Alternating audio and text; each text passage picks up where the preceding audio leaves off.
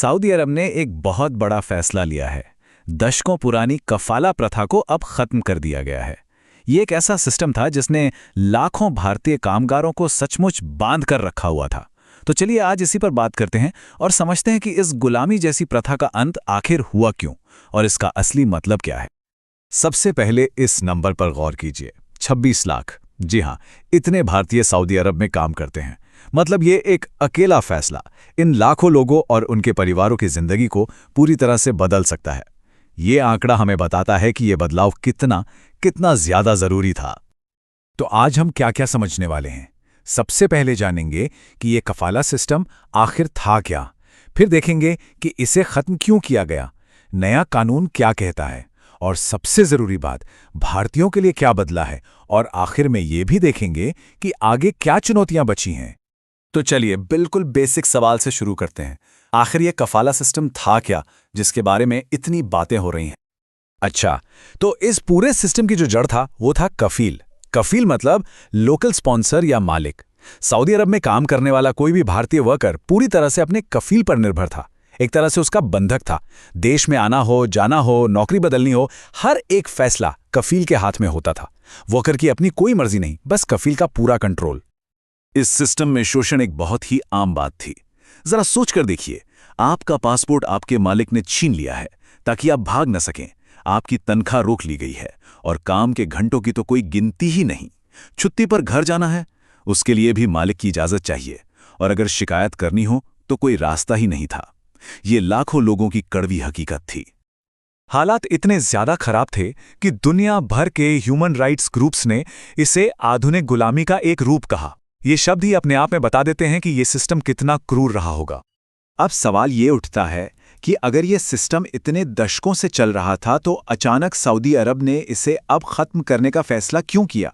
इसके पीछे कुछ बहुत बड़ी वजहें हैं। इस बदलाव के पीछे जो सबसे बड़ी वजह है वो है सऊदी अरब का विजन 2030। क्राउन प्रिंस मोहम्मद बिन सलमान अपनी इकोनॉमी को बदलना चाहते हैं और दुनिया की बड़ी कंपनियों को सऊदी अरब में लाना चाहते हैं। और देखिए, कोई भी बड़ी कंपनी ऐसी जगह पैसा नहीं लगाना चाहेगी जहां मजदूरों के साथ गुलामी जैसा बर्ताव होता हो।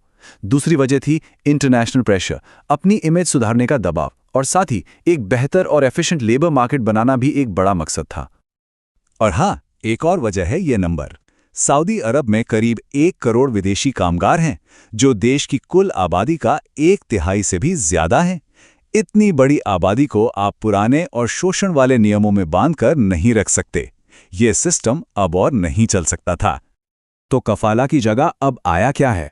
सऊदी अरब ने एक नया कॉन्ट्रैक्ट बेस्ड एम्प्लॉयमेंट मॉडल लागू किया है, जो कामगारों को कई नए अधिकार देता है। इस चार्ट को देखिए, फर्क बिल्कुल साफ है। जमीन आसमान का फर्क। जहां पहले कफील पर पूरी तरह निर्भर रहना पड़ता था, वहीं अब नौकरी बदलने की आजादी है। देश से बाहर जाने के लिए मालिक की परमिशन की जरूरत नहीं, अब वर्कर खुद आ जा सकता है। और सबसे बड़ी बात, अब शोषण के खिलाफ सीधे लेबर कोर्ट का दरवाजा खटखटाया जा सकता है। तो इस नए कानून में 4 बड़ी आजादियां मिली हैं। पहली, नौकरी बदलने की आजादी, बस एक सरकारी पोर्टल के जरिए। दूसरी, बिना मालिक की इजाजत के देश से आने जाने की पूरी आजादी। तीसरी, अब सभी कॉन्ट्रैक्ट डिजिटल होंगे, मतलब कोई धोखाधड़ी नहीं, सब कुछ साफ साफ। और चौथी, शोषण के खिलाफ सीधे लेबर कोर्ट जाने का अधिकार। अब आते हैं सबसे जरूरी सवाल पर। इन सारे बदलावों का सऊदी अरब में मौजूद उन 26 लाख भारतीय कामगारों पर क्या और कैसा असर होगा। भारतीय कामगारों के लिए यह सच में एक नई सुबह जैसी है। अब उन्हें कंस्ट्रक्शन हो, हेल्थ केयर हो या रिटेल, हर सेक्टर में बेहतर मौके मिलेंगे। उन्हें शोषण और बंधुआ मजदूरी से कानूनी सुरक्षा मिलेगी। और जो सबसे बड़ी बात है, अब वो बिना किसी डर के किसी भी इमरजेंसी में अपने घर वापस आ सकेंगे। यही नहीं, अब भारतीय दूतावास भी उनकी मदद के लिए कानूनी तौर पर बीच में आ पाएगा। और इसका एक बहुत बड़ा आर्थिक पहलू भी है। सऊदी अरब में काम करने वाले भारतीय हर साल 10 अरब डॉलर से भी ज्यादा पैसा अपने घर भारत भेजते हैं। अब जब काम के हालात सुरक्षित होंगे तो भारत आने वाला ये पैसा भी और ज्यादा सुरक्षित रहेगा। लेकिन ये मान लेना कि सिर्फ कानून बदलने से सब कुछ रातों रात ठीक हो गया है, ये थोड़ी जल्दबाजी होगी। अभी भी जमीनी हकीकत में कई चुनौतियां बाकी हैं जिन्हें पार करना होगा। पर देखिए, चुनौतियां यहीं खत्म नहीं होती।